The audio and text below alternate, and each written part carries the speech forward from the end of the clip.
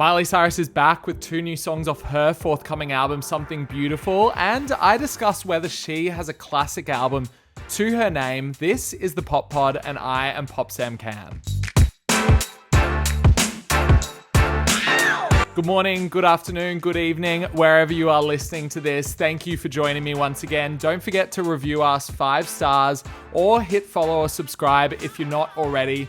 You can also drop comments down below if you're on Spotify, or DM me with any of your thoughts of things that we talk about on today's podcast. It's going to be a very Miley Cyrus heavy podcast, so get ready.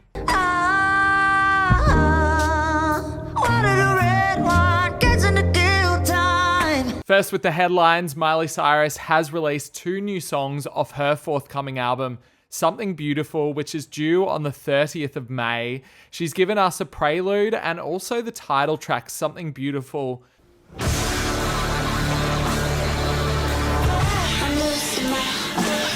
which confirms what I thought about the record, which is that it's going to be very experimental, her least pop-based work yet, and it's very divisive so far. The comments on my TikTok have been everything from it's horrible to it's the most amazing thing she's ever done.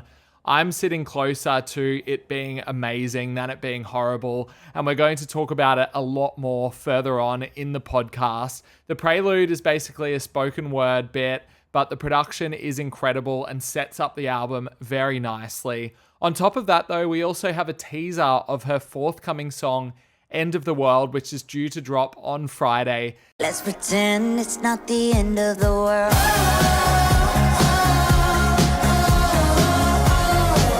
This song feels like it's going to serve as the official first single to the album, a little bit more accessible than the other 2 that we got today. The next piece of news today is that Billie Eilish has parted ways with her management. This management has managed her since the beginning of her and Phineas's career, but she has moved on from them and is now being managed by Jason Owen, who works as part of Sandbox Entertainment, a company that has a roster that includes artists like Casey Musgraves and also Kelsey Ballerini. The managers before were a business called Best Friends, and it was co-owned by Danny Ruckerson and also Brandon Goodman. I'm not sure what went wrong there or the reason for the split, but this is going to mark a fresh era for Billie Eilish, who is in the middle of her Hit Me Hun Soft world tour. To the charts, and I want to look at a few songs that are looking like they could be future hits. I'm going to do this every Monday, spotlight 3 songs that are rising up the charts and I think have the goods to take it all the way. The first one being Somber, who is a new artist who's signed to Warner and is doing incredible stuff on TikTok, where he's going viral with his song Back to Friends.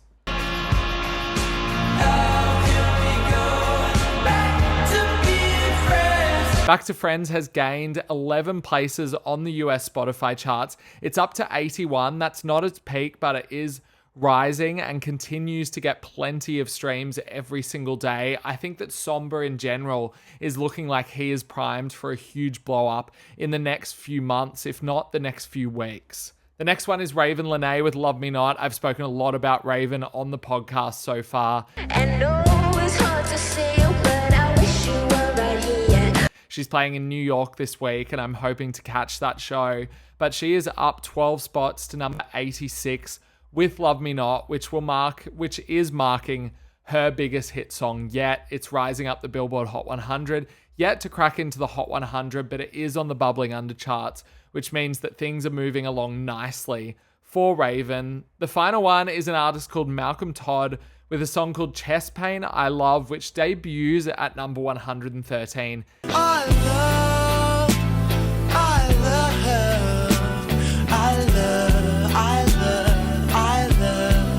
This is incredible to debut on the global Spotify chart when you are a relatively new artist. He had a song a couple weeks ago with Omar Apollo that I really loved, but this one seems to be really capturing people's attention, and I'm excited to see what Malcolm does for the rest of the year. Let's move over to the Billboard Hot 100, where we have some early predictions for next week, including Chapel Roan's Pink Pony Club. Pink Pony Club. Which is expected to peak at number 4 this week. And it could even go as high as number 3. If she goes to number 3, this will be her highest peaking song ever, surpassing Good Luck Babe, which made it to number 4. And finally, Ariana Grande's Twilight Zone, which is the lead single off the deluxe edition of Eternal Sunshine, is expected to debut within the top 20 or around the top 20 at least of the Billboard Hot 100. It's not like I'm still not over you. It's so strange, this I never do. This is a pretty good result. Of course, Yes and We Can't Be Friends debuted at number 1, and maybe we're expecting it to go a little bit higher if it continues to build up steam on TikTok and on streaming. But for now, expect it to come in around the top 20.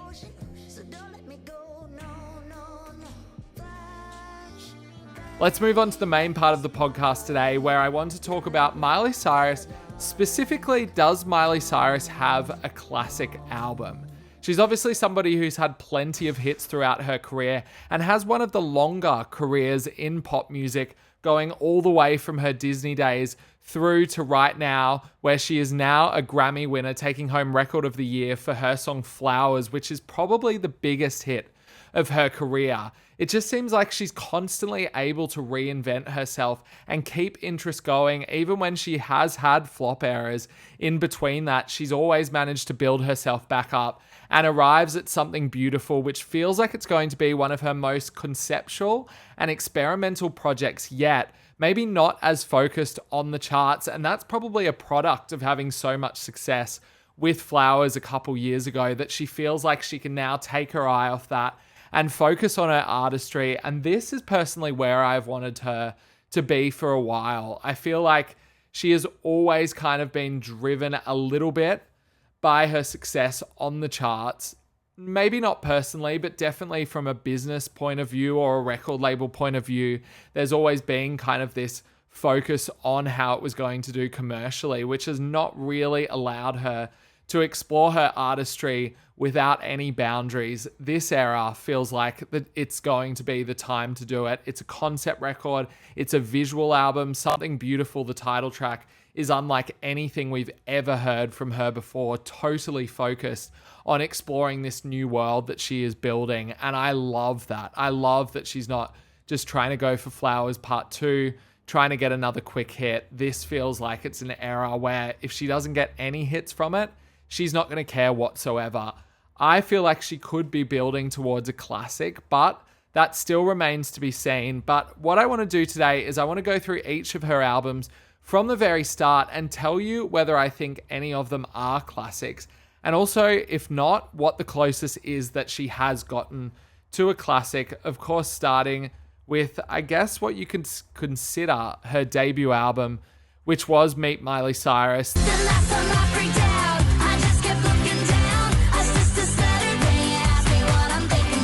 This was basically the B-side to a Hannah Montana album, but it did introduce us to Miley Cyrus as a standalone artist outside of the Hannah Montana world and gave her one of her biggest hits, See You Again, which I still think is one of the punchiest pop tracks from this 2007 era, which was all about that kind of pop rock sound, really driven by artists like Kelly Clarkson and Katy Perry, who were doing a great job at it.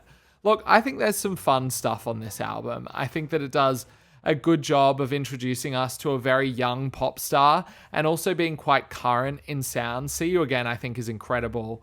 I think that Start All Over is a fun song. But outside of that, this is not an album that I'm ever really going to go back to. And I think that's okay. I think this is a sentiment that Miley Cyrus would agree with as well. I think that she moved on to do much more interesting things. In saying that, I think that it is a strong introduction. I'm going to deem it not a classic album. The 7 things I hate about you. The 7 things I hate about you.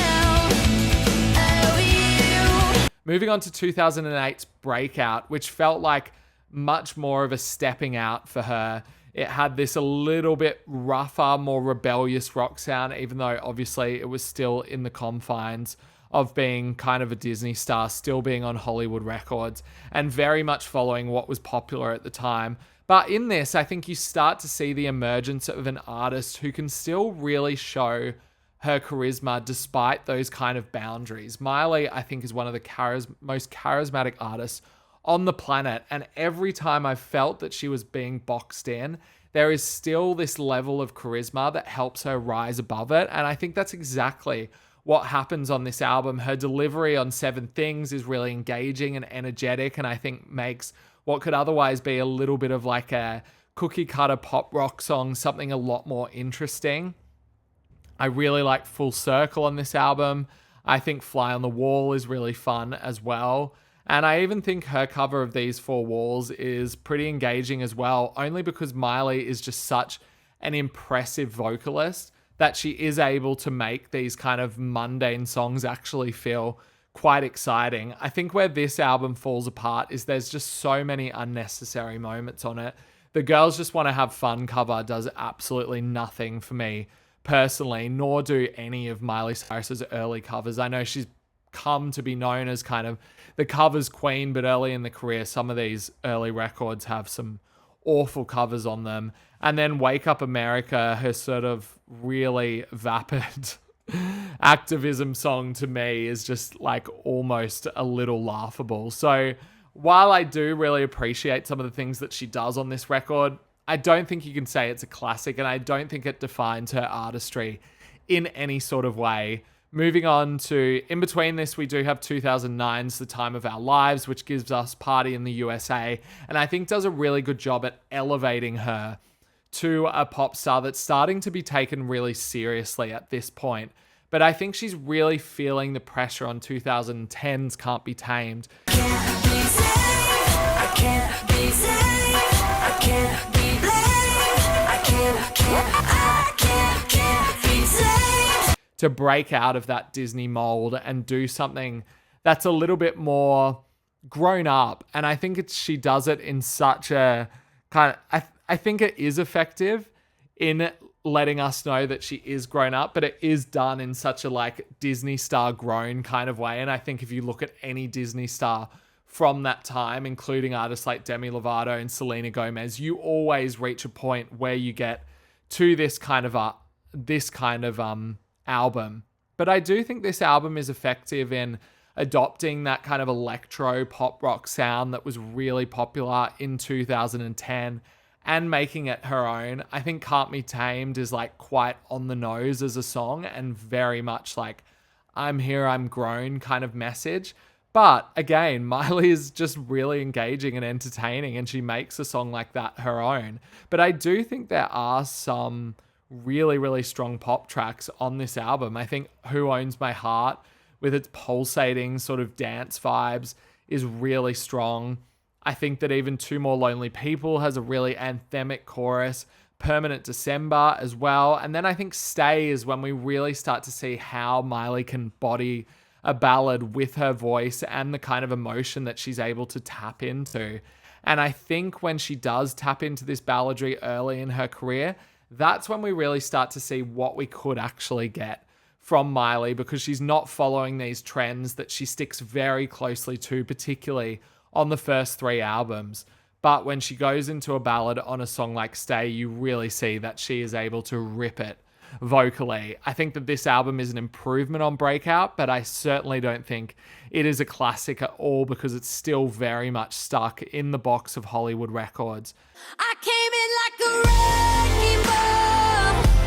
I never hit so hard in love. On 2013's Bangerz, however, she signs to RCA and does something completely different. We've talked a lot about rebellious. Well, this is the most rebellious era yet. This is her not even being like, I'm grown, but being like, I want to be a shocking artist. It seems to me that she takes a lot of these kind of tactics from artists like Madonna in terms of using shock as a PR engine for this record, and it absolutely works. We Can't Stop is one of her most successful singles in years. She teams up with Mike Will Made It for most of this record and goes with kind of a hip-hop inspired sound that is very much of that 2013 sound. But she does it in kind of like this cheeky, party-driven, raucous way that seems to just work and is actually quite endearing. The world that she builds is psychedelic and maximalist and colorful, and it's just really engaging from the get-go. I think that We Can't Stop to this day is still a really fun, silly pop single. And then she gives us the sucker punch with Wrecking Ball.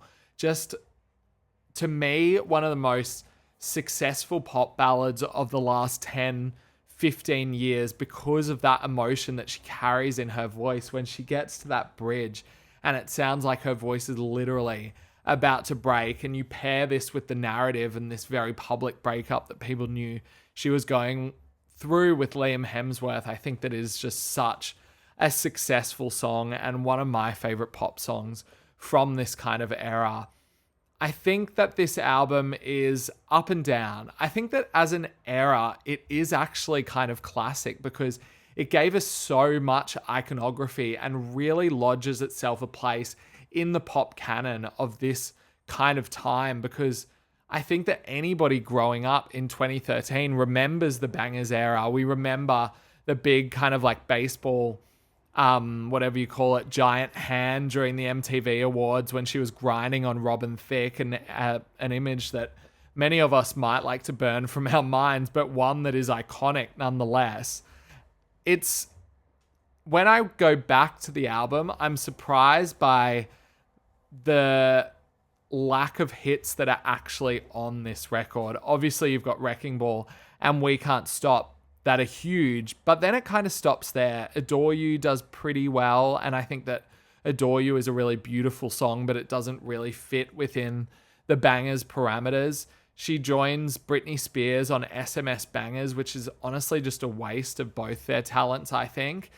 But what I get to see from this album is how good she can be when she really just taps into a different zone, goes a little bit downbeat, and gets really personal with the songwriting. And that's why I think that moments like Drive, which is a Mike Will Made It produced track that's kind of a little bit hip-hop infused, but mostly sticks to an electronic pop atmosphere and does a really beautiful job at it. And then the closer, Someone Else, where she delivers an absolute sucker punch of a vocal. I think that those are my two kind of takeaways from this record, and being like, wow, she can really, really body and own a really emotional song if she wants to. But then I think there are some fun songs on this record that works. I think that Get It Right, the Pharrell produced one, is really kind of, I don't know, just fun, just charismatic and just light and airy and just really enjoyable as well. I think that Do My Thang is quite fun. But outside of that, I mean, I also think that My Darlin' with Future is a really beautiful ballad as well that gets that hip hop pop mashup really right. But then there are some pretty garish moments on this record as well. But I like that she had this era. To me, it's like a real classic pop era that has a couple of hits, lots of incredible music videos and performances, but the album itself doesn't really stick. I think that Britney's got a lot of these. I think that Katy Perry's got a lot of these. I think that even Madonna has a few of these as well. So not a classic album, but kind of a classic era.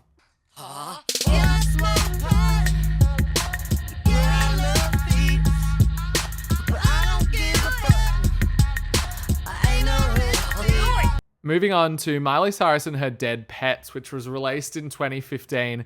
This is an example of how whenever Miley reaches the peak of her kind of commercial powers, I guess, she will always take a left turn. And this was such a left turn.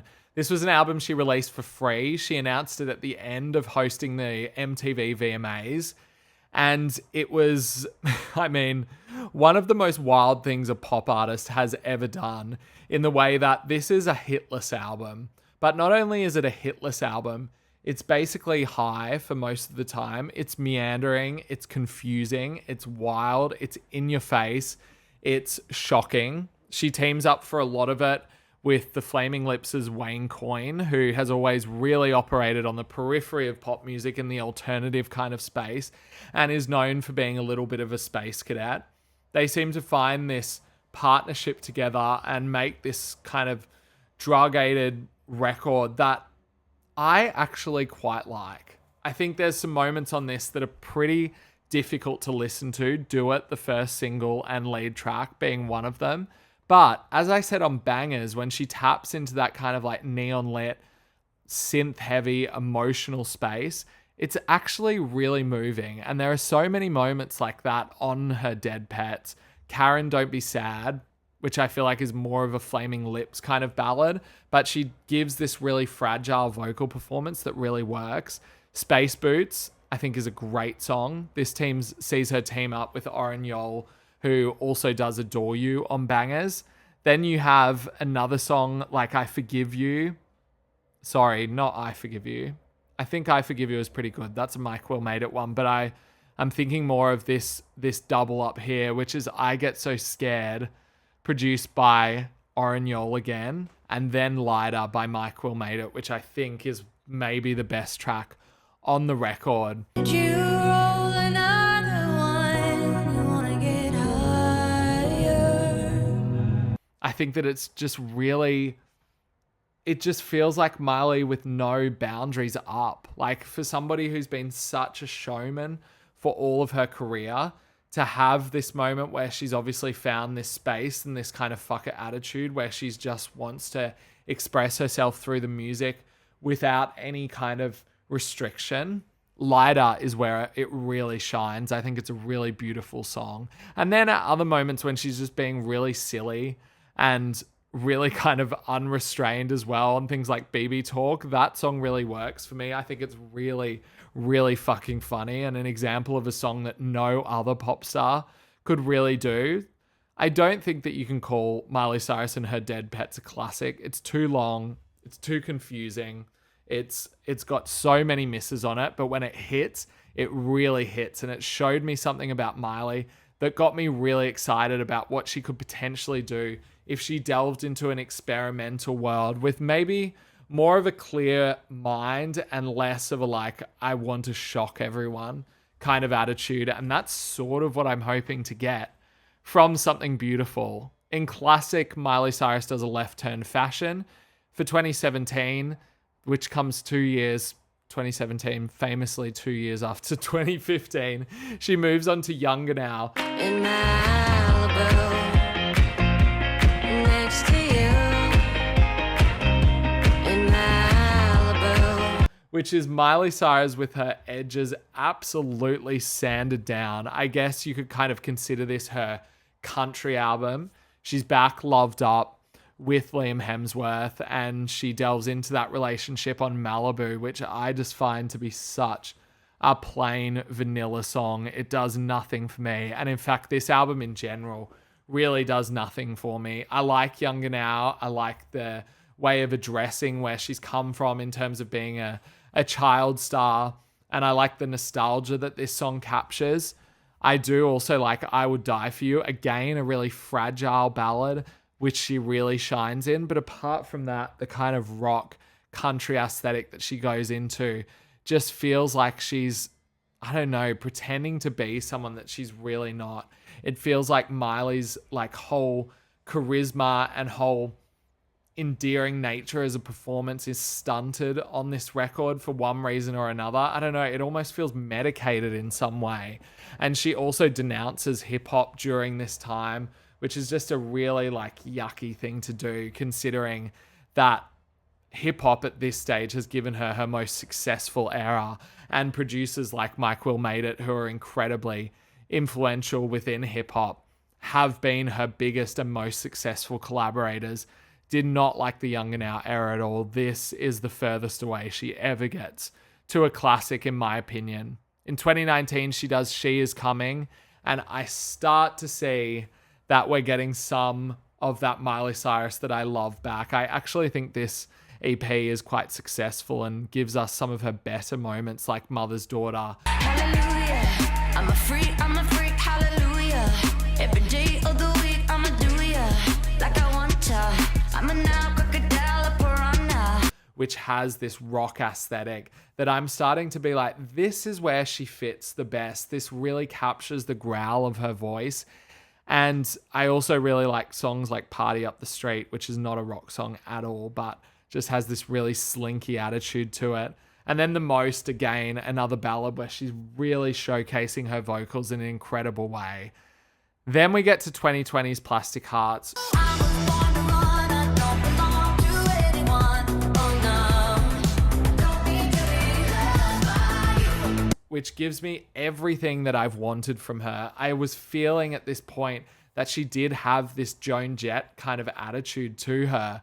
And she was really finding out how to use the kind of most sandy, I don't know if sandy's the right word, but like the sandpaper kind of aesthetic of her voice. And she really goes for it. This is such a high octane record. It's her, I don't think, caring about the charts as much, which is always the best mode for Miley to be in. And I think gives her her best moment to date. Midnight Sky with its Stevie Nicks sort of early 80s atmosphere is the perfect zone for her to be in. I think that Angels Like You is a really powerful arena rock ballad. Then I think she goes toe-to-toe with legends like Joan Jett and Billy Idol effortlessly on songs like Night Crawling and Bad Karma. And you know that I love a ballad by now from Miley, and she gives us some of her best ever on Plastic Hearts, including High and Golden G-String, and also Never Be Me. The hit rate is just so high on this, and to me, I'm like, this is where I want her to be. This is the lane that's perfect for her. It's the closest that she comes to a classic. I don't know if I would consider it a classic because I don't think we got enough visuals or enough of the guts of this album. It was obviously released like during 2020, so there's not a whole lot you can do in terms of touring, and I think that did stunt its growth in many ways. But just taking it as its 12 tracks is definitely the closest she gets to having a classic, a pop Bible. I just think it's one major hit away from solidifying that status, but to me, the best thing that she's ever done, and an album that I still go back to quite regularly. I really like it. At this point, I'm thinking like the next album she releases is going to be flawless. It's going to be her classic because she's just in such a zone. The performances are really hitting. She's doing a festival circuit. But then we come to find that she's actually kind of hating touring and she wants to kind of retreat from public life and gives us this album, Endless Summer Vacation, that is obviously kicked off with her biggest hit ever, 2.5 billion streams on Spotify. It's Flowers. I can buy myself flowers, write my name in the sand. At that point, I'm starting to feel like this is a good sound for her. It's this 70s kind of almost ABBA-injected rock-esque track with one of her catchiest choruses to date. It comes to annoy basically the whole world because we've all heard it 1,000 times. But it wins her a Grammy for Record of the Year. And really, Miley's always been underrated because she's always been trying to shed this baggage of being a Disney star and be a credible artist. And the Flowers moment really gives her the credibility that she needs to do something classic. She drops Endless Summer Vacation and shocks me in the way that she does another left turn and sands down her edges once again for an album that just has no punch to it. It just doesn't really ever deliver Miley at her raucous best. I think there are some great pop songs on here. I think that River is a really good kind of electronic track. I think that Violet Chemistry, her moment back with Mike Will Made It, has this shuffling, neon lit, sort of late night drive feel to it. That's really impressive. I like that Island feels kind of like it's drunk off a couple pina coladas on a cruise ship, but I think that it's a vibe that really suits her well. But too often she goes into cliches on this record. Rose-colored glasses, used to be young, Wonder Woman, all just the lyrics just don't have any of that Miley Cyrus pizzazz to them, unfortunately. And it just really surprised me because everything from her performance in the Flowers video to the iconic album cover was setting her up for this moment that just never truly arrived. She never really launched another big single off the record. And to me, there's nothing to really keep me coming back to this album at all. It didn't even really do that well on the charts. I think it ended up with a pretty weak first week performance, given how big its first hit was. I'm just trying to find the numbers here, but I think that it only peaked on the US charts, it only peaked at number 3, which is crazy that it's got one of the biggest hits of the modern pop era on it. So that is also not a classic album.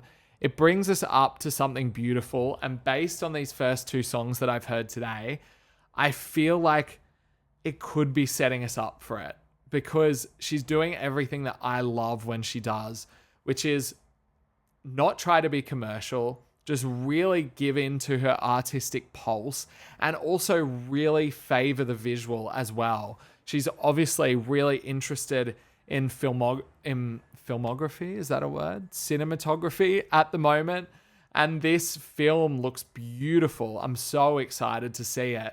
And I just think that she's figured out how captivating she is as a performer and how to really hone in on that. When she gave that performance of Flowers at the Grammys, I was like, this is a superstar who is one classic album away from being one of our greats. Started to cry, then remembered, I just won my first Grammy! Because she was honestly the most entertaining part of that show that year. And even when she presented the Grammy for Record of the Year this year, I was like, this whole show should be hosted by her, because she just has such a natural charm. She's totally retreated from public life, basically. She's not interacting at all with fans on social media. Everything is being written in third person, seemingly by her record label. But if this album it manages to give us all that charisma and personality without her saying a word publicly, that is fine by me. And I feel like what she's going to be able to do, I don't think she's reached her classic yet. I think she could get there on this album. I'm very interested to know what you guys think. Has Miley Cyrus got a classic album yet? Let me know in the comments if you can on Spotify, or this will go on TikTok and Instagram, and we can chat about it there.